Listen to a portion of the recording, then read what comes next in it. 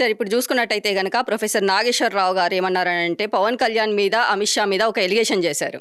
So Pawan గారు అమిత్ షా గారు ఇద్దరు కలిసి జగన్ను లోపలేయాలి అనేసి అనుకుంటున్నారనేసి ఆయన చెప్పడం జరిగింది. దాని తర్వాత దాని నాగేందర్ రెడ్డి గారు వచ్చేసి లేదు అలా మాట్లాడుకోలేదు, ఆ టాపికే రాలేదనేసి కౌంటర్ అటాక్ ఇచ్చారు. అసలు దీని గురించి మీ ఒపీనియన్ ఏంటి? నాకు తెలిసి జగన్మోహన్ రెడ్డి గారికి కూడా అలాంటి చెప్పాను ఆల్రెడీ, ఆ కన్నింగ్ క్యారెక్టర్ కాదు, ఆయన కాంట్రవర్సీనే.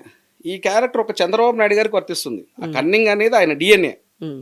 పోతే పవన్ కళ్యాణ్ గారికి by birth by death DNA అది కాదు, అది రాంగ్ అలిగేషన్ అని ప్రొఫెసర్ నాగేశ్వరరావు గారే మనస్ఫూర్తిగా ఒప్పుకున్నారు, నేను తప్పు చేశానని. నాగబాబు గారు కావచ్చు, నాదెండ్ల భాస్కరరావు గారు కావచ్చు, వీళ్ళంతా దాన్ని కౌంటర్ ఇచ్చారు, ఆయన యాక్సెప్ట్ చేశారు. సో ఆ క్యారెక్టర్ ఎవరికి వర్తిస్తుందంటే ఆంధ్రప్రదేశ్ రాష్ట్రంలో ఒక్క చంద్రబాబు నాయుడు గారికి తప్పనిచ్చి ఆ కన్నింగ్ క్యారెక్టర్ ఇంకెవరికి వర్తించదు.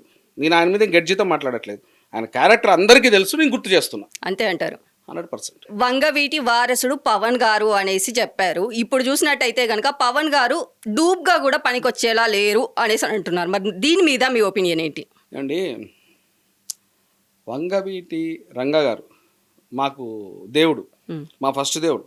రెండో దేవుడు వచ్చి మాకు రామారావు గారు పెద్ద ఆయన. మూడో దేవుడు రాజశేఖర రెడ్డి గారు. మాకు ముగ్గురు దేవుళ్ళు. యాక్సెప్ట్ చేస్తాం మేము, మా కులం కాకపోయినా సరే యాక్సెప్ట్ చేస్తాం, మా మతం కాకపోయినా యాక్సెప్ట్ చేస్తాం, అది మా గొప్పతనం. సో ఆవేళ రూలింగ్ గవర్నమెంట్లో ఉన్న ఇద్దరు శంకర్జాతి నా కొడుకులు రంగా గారిని చంపించారు.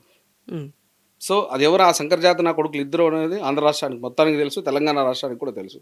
ఆ రోజు రంగా గారి తర్వాత ఆ వారసత్వాన్ని పునికి పుచ్చుకున్నది కళ్యాణ్ గారు. 100కి 1000% కరెక్ట్.